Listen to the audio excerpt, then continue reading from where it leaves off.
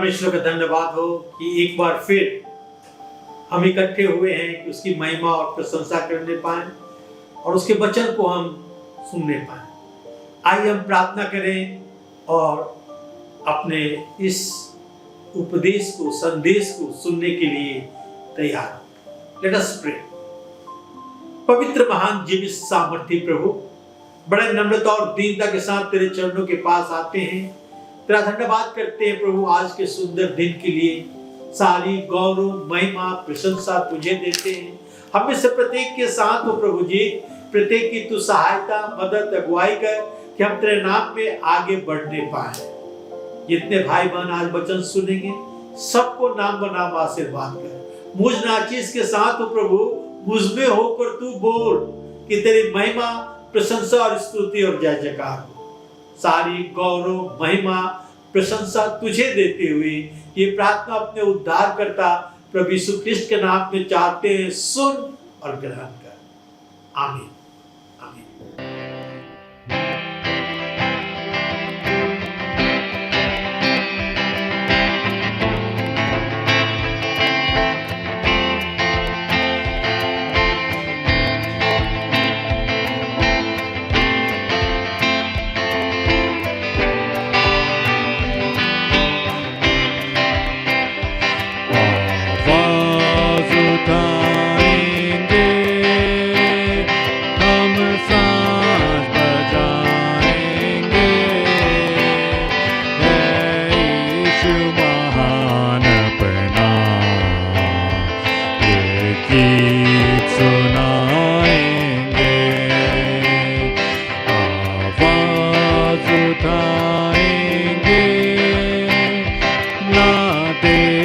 सका हमको तू पाप के सागर में, और बन के मनुष्य आया आकाश से सागर में। ना देख सका हमको तू पाप के सागर बन के मनुष्य आया आकाश से सागर में। मुक्ति का तू दाता है, दुनिया को बताएंगे, है यीशु महान अपना। गीत सुना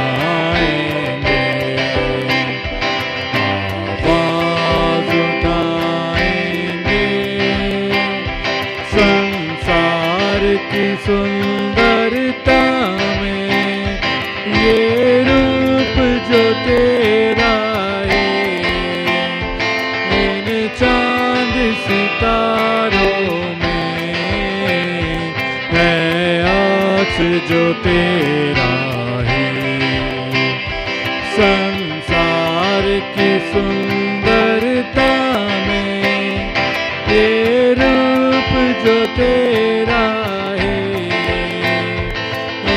चांद सितारों में है आँख जो तेरा है।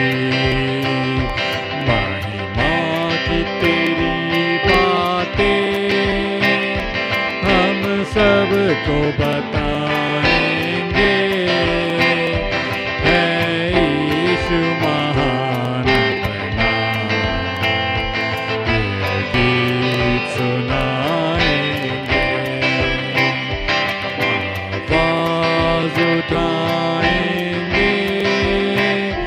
दिल तेरा खजाना है, एक पाक मोहब्बत का था पा न सका कोई। सागर है तू उल्फत का, दिल तेरा खजाना है, एक पाक मोहब्बत का था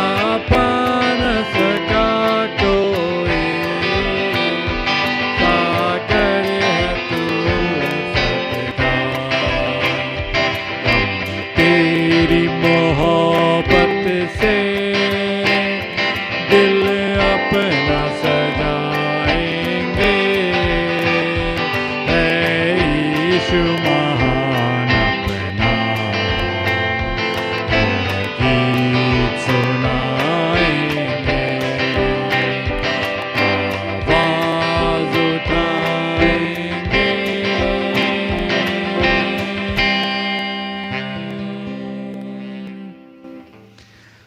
आइए एक और गीत गाएंगे। न सोने न चांदी से मिली आज़ादी, न दुनिया की दौलत से मिली नजात।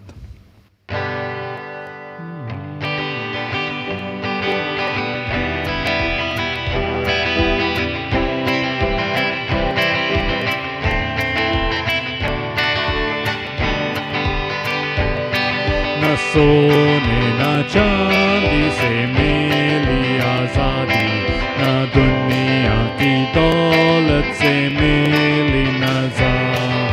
सलीबी का खून मेरी अभी चट्टान है, और मुझे की मौत मुझे देती शिफा। मैं हूँ आज़ाद न धन के द्वारा, सोना मेरा दाम था, पर मेरा दाम मसीह का खून है, बड़ा दाम मोहब्बत का।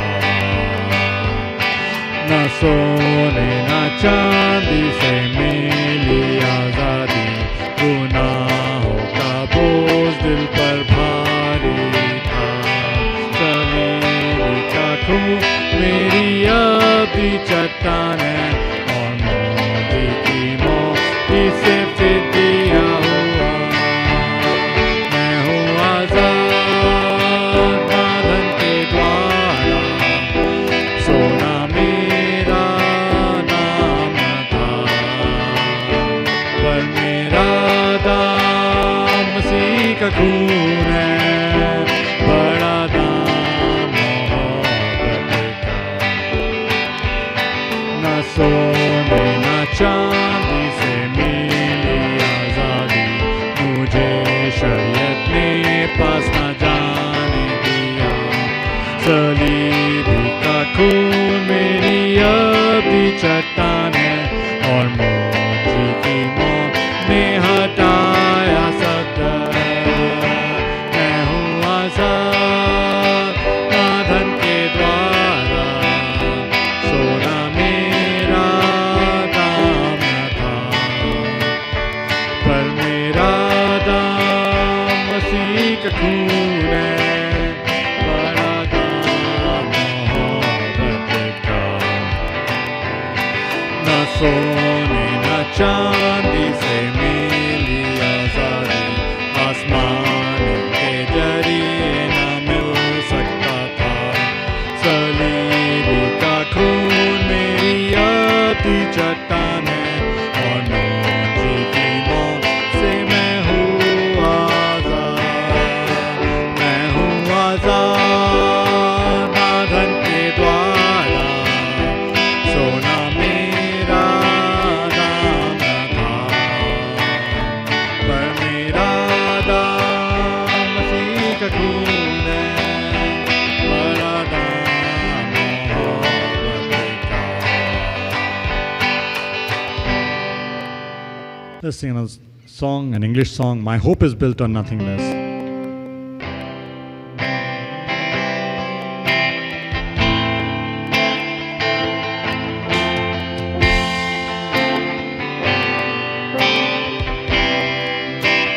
My hope is built on nothing less than Jesus' blood and righteousness.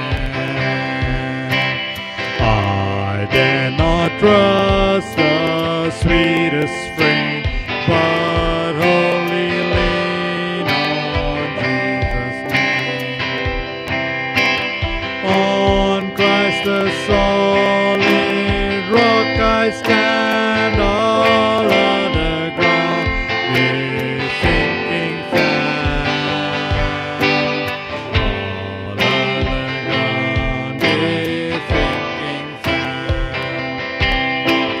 When the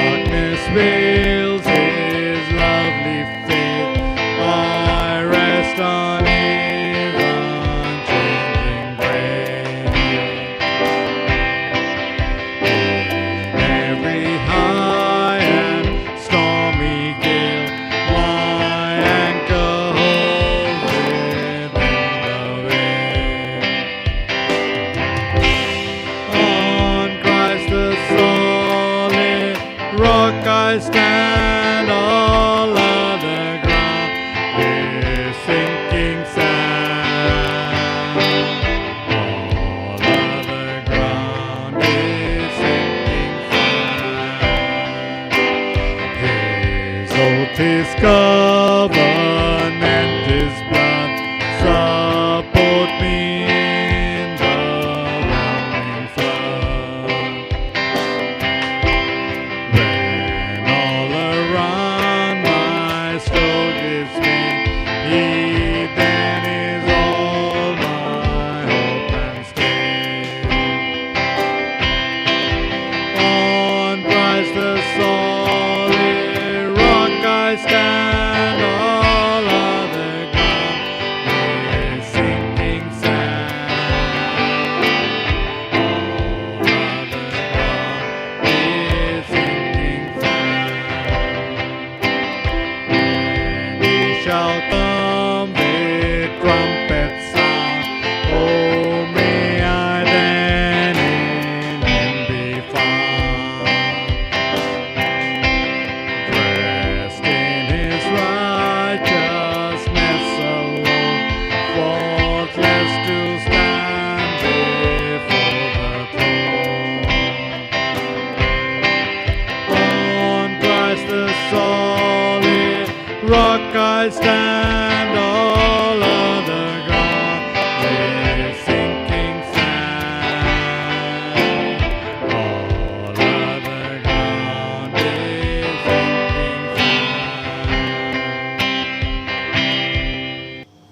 परमेश्वर हमारी देख रेख करता है, हमें आशीर्वाद देता है, हमारी रक्षा करता है, हमारी आवश्यकताओं को पूरा करता है, हमें चंगाई देता है। और हम मनुष्य कभी कभी परमेश्वर को धन्यवाद देना भूल जाते हैं। अक्सर हम परमेश्वर को धन्यवाद देना भूल जाते हैं जब परमेश्वर हमारे लिए इतना अधिक कार्य करता है, हमारी सुधि लेता है, हमारी देख रेख करता है। आज हम देखेंगे कि हमें परमेश्वर के प्रति कृतज्ञ होना है, परमेश्वर के प्रति आभारी होना है, परमेश्वर को धन्यवाद देना है, क्योंकि वो हमारा सृष्टि करता है और हमारी देख रेख करता है। आइए हम बाइबल से देखें लूका की सुसमाचार उसके 17 अध्याय के 11 से 19 पद में आपके सामने पढ़ रहा हूं। लूका की सुसमाचार 17 अध्याय 11 से 19 पद तक। और ऐसा हुआ कि यरूशलेम को जाते हुए समरिया और गलील के बीच से होकर जा रहा था, और किसी गांव में प्रवेश करते समय 10 कोढ़ी मिले और उन्हें दूर खड़े होकर ऊंचे शब्द से कहा, हे यीशु, हे स्वामी, हम पर दया कर। उसने उन्हें देखकर कहा, जाओ अपने तेज याजक को दिखाओ। और वे जाते जाते शुद्ध हो गए। तब उनमें से एक यह देखकर कि मैं चंगा हो गया हूं, ऊंचे शब्द से परमेश्वर की बड़ाई करते हुए लौटा और यीशु के पांव पर मुंह के बल गिरकर उसका धन्यवाद करने लगा, और वो सामरी था। तब यीशु ने उनसे कहा, क्या 200 शुद्ध न हुए थे? तो फिर 9 कहां हैं? क्या इस परदेशी को छोड़ और न निकला जो परमेश्वर की बड़ाई करता?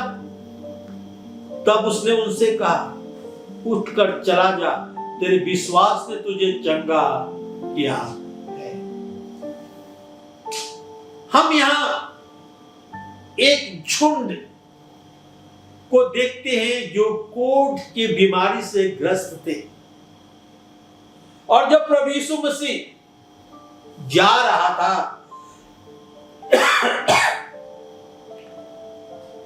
और 2 शहर से बीच से होकर जब गुजर रहा था और एक गांव में प्रवेश करने वाला था, उसे 10 कोढ़ी मिले और वो चिल्लाकर कहने लगे, हे यीशु, हम पर दया कर, हे यीशु, हम पर दया कर। लय व्यवस्था 13 अध्याय के 44 से 48 पद के अनुसार कोढ़ रोग पाप के कारण होता था, ऐसा माना जाता था। कोढ़ होता था उन्हें समाज से, गांव से बाहर निकाल दिया जाता था और लोगों से मिलने की इजाजत नहीं थी, क्योंकि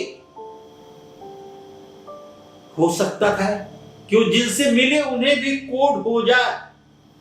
यदि कोई गलती से उनके नजदीक आ भी जाए तो इन कोढ़ियों को चिल्लाना था कि हम अशुद्ध हैं, हम अशुद्ध हैं, हमारे निकट मत आओ, हमसे दूर रहो, हमसे दूर रहो। वे अशुद्ध और पापी माने जाते थे। यदि कोई कोढ़ी शुद्ध हो जाता है, चंगाई प्राप्त करता है, तो व्यवस्था, लय व्यवस्था 14 अध्याय के अनुसार उन्हें याजक के पास जाना पड़ता था। याजक उन्हें जांच करता था और जांच करने के बाद शुद्ध या अशुद्ध ठहराता था। यहां 10 कोढ़ी यीशु को देखकर चिल्ला उठे, हे स्वामी, हे यीशु, हम पर दया कर, हम पर करुणा कर, हम पर अनुग्रह कर।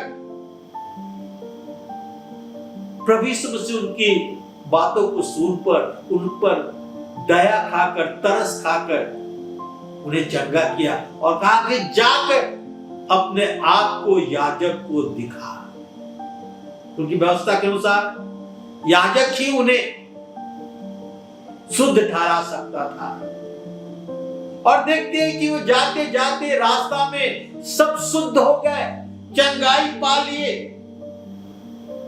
परंतु एक कोढ़ी लौट कर आया जो चंगाई प्राप्त, चंगाई तो 200 पाए थे, मगर एक कृतज्ञ होकर, आभारी होकर और लौट कर आकर मुंह के बल प्रभु यीशु मसीह के पैरों पर गिरा और धन्यवाद करने लगा। हम देखते हैं कि 9 कोढ़ी वो भी शुद्ध हुए थे, उन्हें भी परमेश्वर को, प्रभु यीशु मसीह को धन्यवाद करना था, और वो नहीं आए, शुद्ध होकर चले गए। परंतु यह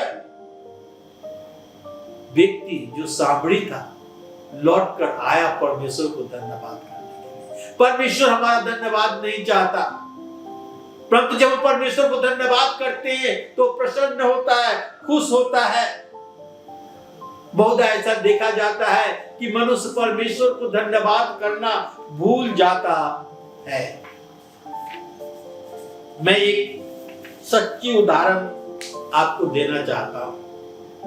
एक बड़े रेस्टोरेंट में बहुत भीड़ था, लोग खाने के लिए इकट्ठे हुए थे उस रेस्टोरेंट में, और भीड़ के कारण एक किसान और एक इंटेलेक्चुअल व्यक्ति एक ही टेबल पर खाने बैठे। दोनों का खाना आया और ये किसान अपने हाथ जोड़कर परमेश्वर से प्रार्थना करने लगा, धन्यवाद करने लगा इस भोजन के लिए जो उसके टेबल पर रखा गया था। तब ये बुद्धिमान इंटेलेक्चुअल पर्सन जो था उसे डांटने लगा, कहने लगा, अभी तुम अंधविश्वास करते हो, अभी भी तुम परमेश्वर को मानते हो और धन्यवाद करते हो। वो कहा कि परमेश्वर है, हमें आशीर्वाद देता है, हमें भोजन देता है, हमें धन्यवाद करना चाहिए। एक उन दोनों में आर्गुमेंट हुआ और तब एक किसान कहता है, हमारे फॉर्म में भी कुछ ऐसे लोग हैं जो परमेश्वर को धन्यवाद नहीं करते। ये व्यक्ति जो था वो खुश हो गया, बोला वो कौन है? वो कहने लगा, हमारे फॉर्म में बहुत सारे सुअर जो है, पिग्स जो है, वो परमेश्वर को धन्यवाद नहीं करते, बराबर अपने सर को नीचे झुकाए रहते हैं। हम इतना बुद्धिमान हो गए हैं, इंटेलेक्चुअल हो गए हैं कि हम सोचते हैं कि हमें परमेश्वर की आवश्यकता नहीं, परमेश्वर को धन्यवाद करने की आवश्यकता नहीं। नहीं, ऐसी बात नहीं है। वो सनातन परमेश्वर है, हमारी आवश्यकताओं को पूरा करता है, हमें उसे धन्यवाद करना है। आइए लौटकर हम कोढ़ियों पर आए। हम देखते हैं कि 10 कोढ़ी इकट्ठे थे They all had same disease. उन सबों का एक ही बीमारी था, वो बीमारी था कोढ़। और कोढ़ एक भयानक रोग माना जाता था। लोग सोचते थे कोढ़ पाप के कारण होता है। रोमियो की पत्री 3 अध्याय के 23 पद में लिखा है, सबने पाप किया और परमेश्वर के महिमा से रहित है, वंचित है, अलग है। रोमियो उसके 5 अध्याय के 8 पद में कहता है कि जब हम पापी ही थे तो प्रभु यीशु मसीह हमारे लिए क्रूस पर मरा, एवं अपना प्रेम प्रकट किया। इस संसार में सारे मनुष्य पापी हैं और परमेश्वर हमें अपने स्वरूप समानता में बनाया और वो नहीं चाहता कि हम पापी रहें और नरक में जाएं। इसलिए अपने प्रेम को प्रकट किया, अपने इकलौते पुत्र प्रभु यीशु मसीह को इस संसार में भेजा कि वो अपने प्रेम को प्रकट करे और हमारे लिए बलिदान हो। रोमियो 6 अध्याय के 23 पद में लिखा हुआ है, पाप की मजदूरी तो मृत्यु है, परंतु परमेश्वर का वरदान हमारे प्रभु यीशु मसीह में अनंत जीवन है। पाप की मजदूरी तो मृत्यु है, परंतु परमेश्वर का वरदान हमारे प्रभु यीशु मसीह में अनंत जीवन है। हम क्या चाहेंगे, पाप की मजदूरी या परमेश्वर का वरदान? हम देखते हैं कि परमेश्वर का वरदान प्रभु यीशु मसीह में अनंत जीवन है। वे सबों की एक ही बीमारी थी, कोढ़, और लोग मानते थे कोढ़ पाप के कारण होता है और पाप की मजदूरी मृत्यु है, परंतु परमेश्वर का धन्यवाद हो प्रभु यीशु मसीह के लिए, उसमें हम अनंत जीवन प्राप्त करते हैं। They were all in the same place. वे सभी एक ही जगह इकट्ठे थे, समाज से दूर, गांव से दूर। लय व्यवस्था और उसके 13 अध्याय के 45 और 46 पद मैं आपके सामने पढ़ना चाहता हूं। Leviticus 13, 45 and 46। और जिसमें यह व्याधि हो उस कोढ़ी के वस्त्र फटे और सिर के बाल बिखरे रहे और वो अपने ऊपर वाले ओठ को ढांपे हुए अशुद्ध अशुद्ध पुकारा करे। जितने दिनों तक वह व्याधि में उसमें रहे उतने दिनों तक वह अशुद्ध रहेगा और अशुद्ध ठहरा रहेगा, इसलिए वह अकेला रहे, उसका निवास स्थान छावनी से बाहर हो। उसका निवास स्थान उसके छावनी से बाहर हो। वे सभी एक ही स्थान पर थे, समाज से बाहर दूसरे स्थान पर।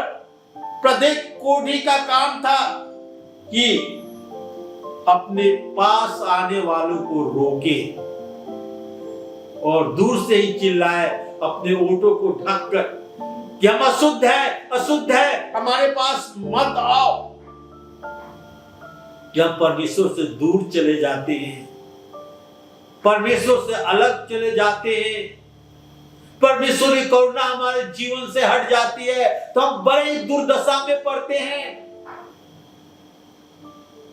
लूका के सुसमाचार उसके 15 अध्याय के 13 पद में लिखा है, उराम पुत्र अपने पिता से दूर चला गया था और अपने सारे संपत्ति को बर्बाद कर लिया। तब उस देश में अकाल पड़ा और उसे कुछ खाने को कोई नहीं देता था। तब वहां के निवासी ने उसे सूअर चराने का काम दिया, जो सबसे नीचा काम था,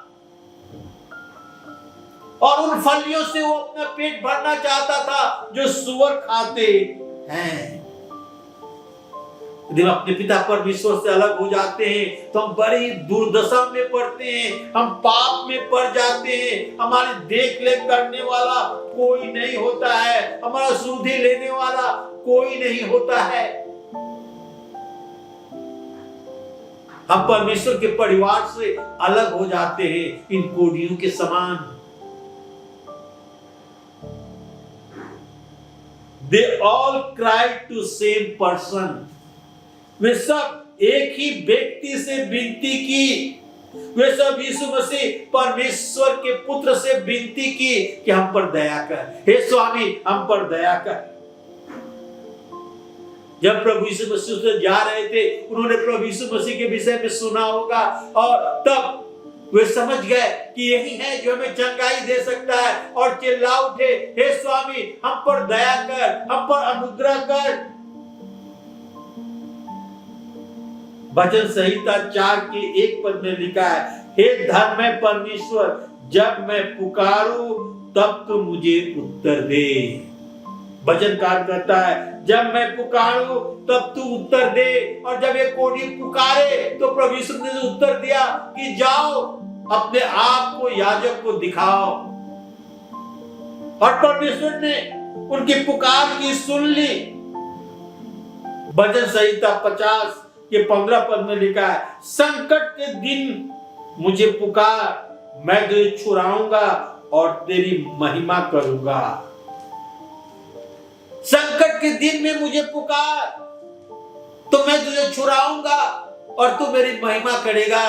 संकट के समय में मुझे पुकार, परमेश्वर कह रहा है कि मुझे पुकार, मैं तुझे छुड़ाऊंगा और तू मेरी महिमा करने पाएगा। परमेश्वर का धन्यवाद हो कि हमारी पुकार को सुनता है। याद करें दाऊद जब गोलियत से लड़ने गया तो परमेश्वर के साथ लड़ने के लिए गया। जब साउल राजा दाऊद के पीछे पड़ गया था सेना लेकर, तब हम देखते हैं कि परमेश्वर को पुकारा और परमेश्वर ने उसकी सहायता की। साउल और उसके पूरे सेना से उसकी रक्षा किया। संकट के समय में पुकार और मैं तुझे छुड़ाऊंगा, आशीष दूंगा। ये कोढ़ी जो थे बड़ी दुर्दशा में थे, संकट में थे, समाज से अलग, और उन्होंने प्रभु यीशु मसीह को पुकारा, हे यीशु, हे स्वामी हम पर दया कर, हम पर अनुग्रह कर। और तब प्रभु यीशु मसीह ने उन्हें चंगाई दिया। They all cried for same thing. वे सब एक ही चीज के लिए विनती की, दया के लिए विनती किए, हम पर दया कर। वे सहायता के लिए विनती की क्योंकि वो असहाय थे, उनकी कोई सहायता करने वाला नहीं था। गांव से बाहर, शहर से बाहर, समाज से अलग, असहाय थे। भजन संहिता 51 के 1-2 पद में लिखा है, हे मेरे परमेश्वर अपनी दया के अनुसार मुझ पर अनुग्रह कर, अपनी बड़ी करुणा के अनुसार मेरे अपराधों को मिटा दे। दाऊद यहां प्रार्थना करता है। 51 अध्याय में भजन संहिता हम पढ़ेंगे तो मालूम होगा कि दाऊद एक पाप में फंस गया था। हित्ती अरिया की पत्नी बेतशेबा से उसका गलत संबंध हुआ और उसे लड़ाई में आगे भेजकर मार दिया। और तब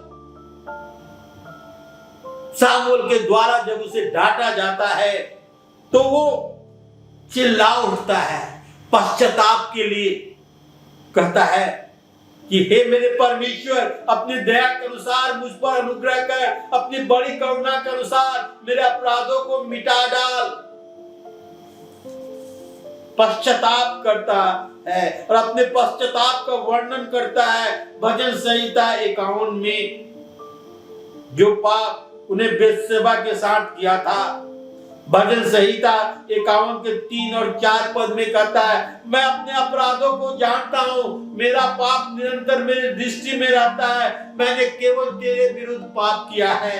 मैं अपने अपराधों को जानता हूं और मेरा पाप निरंतर मेरे दृष्टि में रहता है और मैंने केवल तेरे विरुद्ध पाप किया है। कहता मैं अपने अपराधों को जानता हूं। ये कोढ़ी जो थे अपने अपराधों को जानते थे और वे जानते थे कि कोई प्रभु यीशु मसीह उन्हें क्षमा कर सकते हैं, प्रभु यीशु मसीह उन्हें स्वतंत्र कर सकते हैं, प्रभु यीशु मसीह उन्हें शुद्ध कर सकते हैं। They all got the same prescription. उन सबों को एक ही नुस्खा मिला, जाओ और अपने आप को याजक को दिखाओ। महायाजक सबके पापों के लिए प्रायश्चित करे। इब्रानियों की पत्री उसके 2 अध्याय के 17 पद हम जब पढ़ते हैं तो यहां इस प्रकार लिख रहा है, हिब्रू चैप्टर 2 वर्स 17। इस कारण उसको चाहिए था कि वो सब बातों में अपने भाइयों के समान बने, जिससे वो उन बातों में जो परमेश्वर से संबंध रखते हैं एक दयालु विश्वास योग्य महायाजक बने, ताकि लोगों के पापों के लिए प्रायश्चित करें। महायाजक जो हैं वो लोगों के पापों के लिए प्रायश्चित करते हैं। प्रभु यीशु मसीह ने कहा, जाकर अपने आप को याजक को दिखाओ कि वे शुद्ध हुए कि नहीं। पुराने नियम में याजक को जांचना था इन कोढ़ियों को, और तब उन्हें शुद्ध या अशुद्ध ठहराना था। इब्रानियों की पत्री 4 अध्याय के 14 से 16 पद में आपके सामने पढ़ रहा हूं। सो जब हमारा ऐसा बड़ा महायाजक जो स्वर्ग से होकर गया, अर्थात परमेश्वर का पुत्र यीशु, तो आओ हम अपने अंगीकारता को दृढ़ता से थामे रहे, क्योंकि हमारा ऐसा महायाजक नहीं जो हमारी निर्बलताओं में हमारे साथ दुखित ना हो सके, बरन वह सब बातों में हमारी न्याय परखा गया तो भी निष्पाप निकला। इसलिए आओ अनुग्रह के सिंहासन के निकट हियाव बांध कर चलें कि हम पर दया हो और वो अनुग्रह पाए जो आवश्यकता के समय हमारी सहायता करे। कहता हमारा ऐसा महायाजक नहीं जो हमें स्वीकार न करे, अंगीकार न करे। हमारा ऐसा महायाजक नहीं जो हमारी निर्बलताओं में हमारे साथ दुखी ना हो, वरन वो सब बातों में हमारी न्याय परखा गया तो भी निष्पाप निकला। इसलिए आओ अनुग्रह के सिंहासन के निकट हियाव बांध कर चले कि हम पर दया हो, वह अनुग्रह पाए जो आवश्यकता के समय हमारी सहायता करता है। तो हमारा महायाजक प्रभु यीशु मसीह है जो हमारी सहायता करता है, हमारी निर्बलताओं में हमारे साथ रहता है, हमारी रक्षा करता है। मेरे भाई और बहनों, हमारा महायाजक प्रभु यीशु मसीह जो है वो महान है, अद्भुत है, हमारी सहायता करता है, हमारी मदद करता है, हमारी अगुवाई करता है और हमें कभी नहीं छोड़ता। जब हम उसके पास आते हैं तो हमें कभी नहीं छोड़ता। पहला यूहन्ना की पत्री 1 अध्याय के 7 और 9 पद में आपके सामने पढ़ रहा हूं। परंतु जैसा वो ज्योति में है वैसा हम भी ज्योति में चले तो एक दूसरे से सहभागिता रखते हैं, और प्रभु यीशु मसीह का लहू हमें सब पापों से शुद्ध करता है, और प्रभु यीशु मसीह का लहू हमें सब पापों से शुद्ध करता है। 9 पद, यदि हम अपने पापों को मान ले तो हमारे पापों को क्षमा करने और सब अधर्म से शुद्ध करने में विश्वास योग्य और धर्मी है। यदि अपने पापों को मान ले तो प्रभु यीशु मसीह हमारे सब अधर्म पापों से शुद्ध करने में विश्वास योग्य और धर्मी है। प्रभु यीशु मसीह का लहू हमारे सब पापों से हमें शुद्ध करता है, सब पापों से हमें शुद्ध करता है। ये कोढ़ियों को शुद्ध किया। प्रभु यीशु मसीह कहा, जाओ अपने 23 याजकों को दिखाओ। आखिरी, they all got the same blessing, सबों को एक ही आशीर्वाद मिला। क्या? वे शुद्ध हो गए। रीजनरेशन ऑफ स्किन, उनके चमड़े नए हो गए, उनकी त्वचा नई हो गई। दूसरा कुरिन्थी 5 अध्याय के 17 पद में कहता है, जो प्रभु यीशु मसीह में है वो नई सृष्टि है, पुरानी बातें बीत गई, देखो सब कुछ नया हो गया। जो प्रभु यीशु मसीह में है वो नई सृष्टि है, पुरानी बातें बीत गई, सब कुछ नया हो गया। जो प्रभु यीशु मसीह में है वो नई सृष्टि है। जब हम प्रभु यीशु मसीह के पास आते हैं तो प्रभु यीशु मसीह हमारे पापों को क्षमा कर देता है, हमें शुद्ध कर देता है, हमें चंगाई देता है, हमें एक नया व्यक्ति बना देता है, एक नया सृष्टि बना देता है, और प्रभु यीशु मसीह में हम सब नए हो जाते हैं। प्रभु यीशु मसीह में हम नए हो जाते हैं। Let's see the summary. They all had the same disease called leprosy. They all were in the same place, far away distance. They all cried to same person, Jesus, God. They all cried for the same thing, miracle. They were helpless. Lord, have mercy upon us. They all got the same prescription. Go and show yourself to the priest. They had to obey. Obedience was required. They all got the same blessing, cleansing. उनकी skin जो थी, त्वचा थी, वो नया हो गया। सबों का एक ही बीमारी था, कोढ़। समाज से दूर रहते थे। वे प्रभु यीशु मसीह से विनती किए कि प्रभु यीशु हम पर अनुग्रह कर, दया कर, और सब चंगाई के लिए प्रभु यीशु मसीह से अनुरोध किए, क्योंकि उनकी सहायता करने वाला कोई नहीं था। उन्हें प्रभु यीशु मसीह की आज्ञा को मानना था कि जाओ अपने आप को याजक को दिखाओ, और वो याजक को दिखाने के लिए गए, और सबको चंगाई मिला, परंतु एक लौट कर आया। बाकी 9 प्रभु यीशु मसीह के प्रति आभारी नहीं थे, कृतज्ञ नहीं थे। चंगाई तो उन्हें भी मिला था, पर वो लौट कर नहीं आए प्रभु यीशु मसीह को धन्यवाद करने के लिए। एक व्यक्ति जो सामरी था लौट कर आया, प्रभु यीशु मसीह के पांव पर मुंह के बल गिरकर और धन्यवाद करने लगा। प्रभु यीशु मसीह ने कहा, क्या 9 दूसरे 9 जो नहीं आए उन्होंने चंगाई नहीं पाई? उन्हें भी चंगाई मिला था, परंतु वो लौट कर नहीं आए। मेरे भाई और बहनों,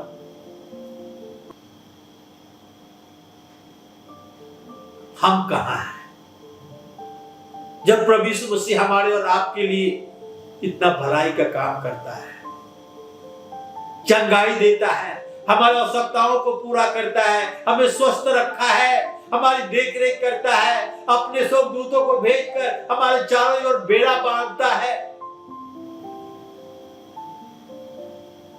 क्या हमें आभारी नहीं होना है?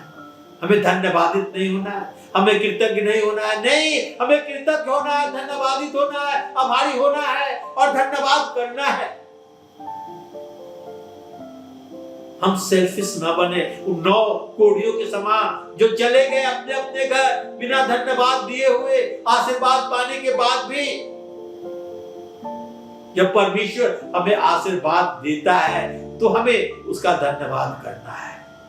आज इन 10 कोढ़ियों का झुंड हमें सिखाता है, हमें बताता है, खासकर वो कोढ़ी जो लौट कर आया, प्रभु यीशु मसीह के पांव पर मुंह के बल गिरा, धन्यवाद करने लगा कि हमें परमेश्वर को धन्यवाद देना है, हर एक उसके आशीर्वादों के लिए, अनुग्रह के लिए, चंगाई के लिए, हमारी आवश्यकताओं को पूरा करने के लिए परमेश्वर को धन्यवाद करना बिल्कुल जरूरी है। आइए लोग झुकाएं और धन्यवाद करें। पवित्र महान जीवित सामर्थी परमेश्वर, तेरा धन्यवाद करते हैं तमाम तेरे आशीर्वादों के लिए। प्रभु जी, हमारी आवश्यकताओं को पूरा करने के लिए, हमें चंगाई देने के लिए प्रभु, हमारी सहायता, मदद, अगुवाई करने के लिए प्रभु, सारी गौरव, महिमा, प्रशंसा तुझे देते हैं। प्रभु तू हमारी सहायता कर, तू हमारी मदद कर, तू हमारी अगुवाई कर प्रभु, कि तेरी प्रशंसा हो। हम में से प्रत्येक के साथ हो कि हम तेरे उस महान प्रेम को समझने पाए और तेरे प्रति आभारी रहें और तेरा धन्यवाद करें। सारी गौरव, महिमा, प्रशंसा प्रभु यीशु तुझे देते हुए ये प्रार्थना अपने उद्धारकर्ता प्रभु यीशु ख्रिस्ट के नाम में चाहते हैं, सुन और ग्रहण कर। आमीन, आमीन।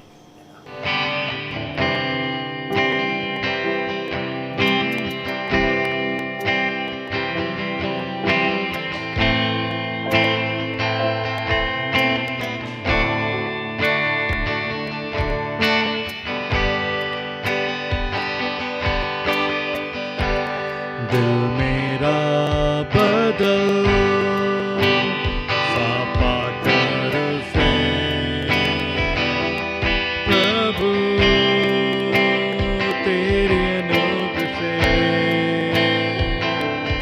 जो है खास प्रभु, और मैं जानूंगा कि खामियां मेरी जो थी वो सारी धुल गई